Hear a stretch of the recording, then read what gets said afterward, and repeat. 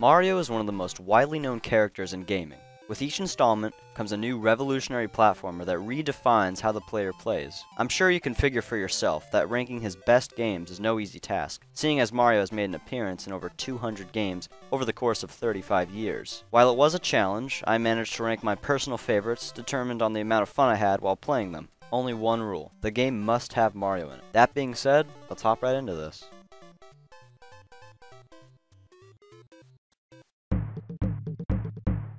How do you improve the original Super Mario Bros? By doing everything better, that's how.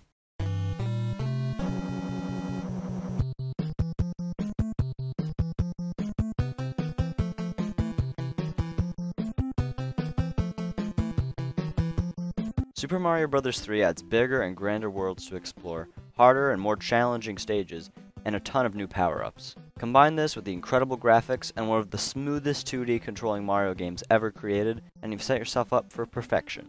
This is an absolute must-own on the original NES, or NES Classic if you manage to snag one. Super Mario 3D Land is a curious pick, seeing how its sequel, Super Mario 3D World, is better by definition. And while I did enjoy it a great deal, and thought it was a very nice addition to the series, I just prefer its predecessor. Super Mario 3D Land is a course clearer, similar to the Galaxy games. It's got 8 worlds to explore, plus another whole set of 8 once you save Peach from Bowser. Another benefit to this game over its sequel is the handheld aspect. I know the gamepad can technically be mobile if you're in the same room as the TV, but with the 3DS, you can take it anywhere you want to. It's been re-released under Nintendo Selects, which means you can snag this portable gem for only 20 bucks. Trust me, it's worth every penny.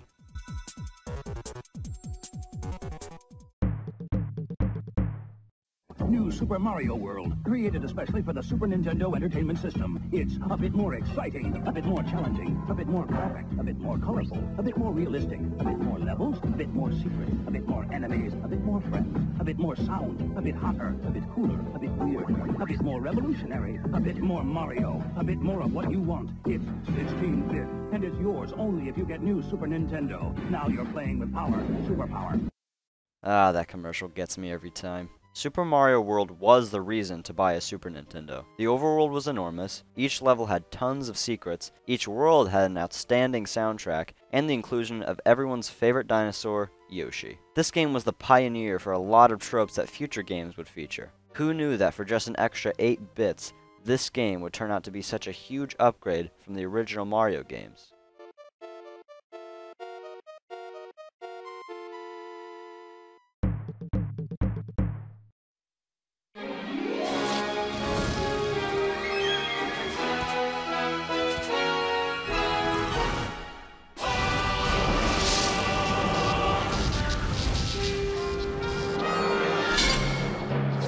One of the most praised fighting games, or even games in general. Super Smash Bros. Melee wrote the book on how to do a sequel. More characters, more stages, more items, more collectibles, more game modes, more everything. The game is quite literally filled to the brim with content. The reason the game is so beloved is because of the fighting, which obviously in a fighting game should be the main focus. The gameplay, simply put, is fast. It truly knows how to keep you on your feet throughout every battle you compete in.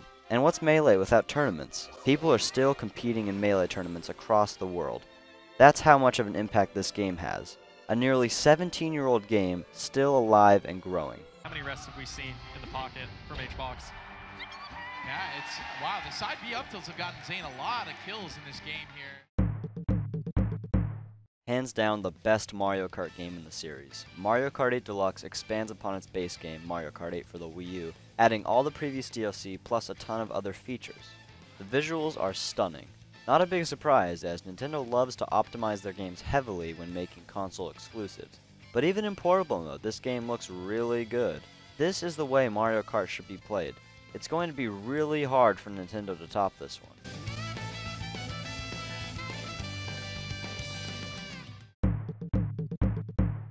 Nintendo sure are good at making sequels.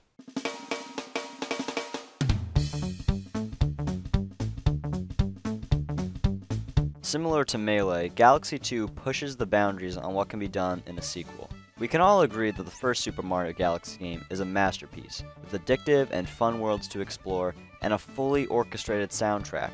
It's definitely one of the best games for the Wii.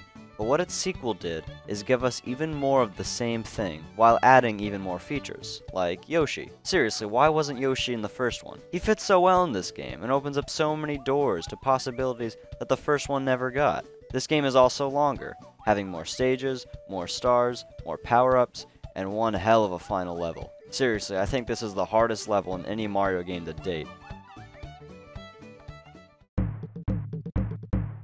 Super Mario Sunshine, the game people love to hate. And while I'm not a part of that bandwagon, I can see both sides of the argument. And might I just say, I absolutely adore this game. Flood is definitely one of the most different things Nintendo has ever done in a Mario game, which is the charm to it. It's a different way of going about a 3D Mario game, which, coming off of Mario 64, is no easy task. They had to try something different to mix up the gameplay, and I think it paid off fantastically. The game is set on a tropical island, Isle Delfino, home of the Piantas.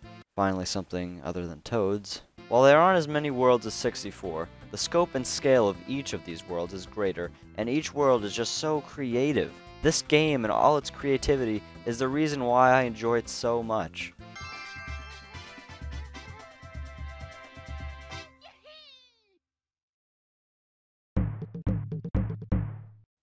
Ever wanted to see Bowser's insides? Well, now you can, with one of the greatest RPGs I've ever played.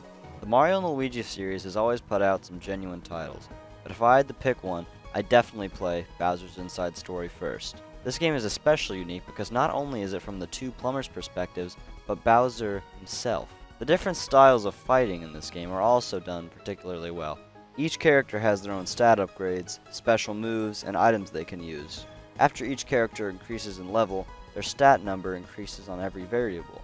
You get to pick which ones in particular get upgraded the most. Think of it as a mini lottery system. And this game wouldn't stand out as much if it wasn't for the funny, creative, and even dramatic story. Without spoiling anything, the final fight feels like something out of a movie. That's how grand scale it feels.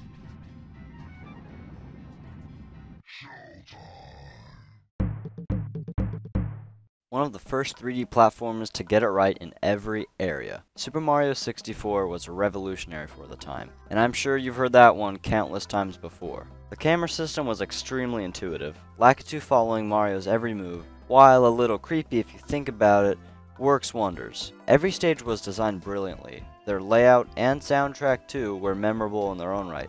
The control is consistent and fluid. It's amazing how back in 1996, Nintendo practically defined how a 3D platformer should control. Level design has always been a strong suit for Nintendo, and this game is no exception. Similar to Super Mario World, there are tons of secret areas to explore in levels and around the castle. The castle is one of the most well thought out and iconic hubs in gaming. Without this game, gaming could be completely different. Nintendo managed to bring Mario from the 2D to the 3D with near flawless execution. I can only think of one game that does it better.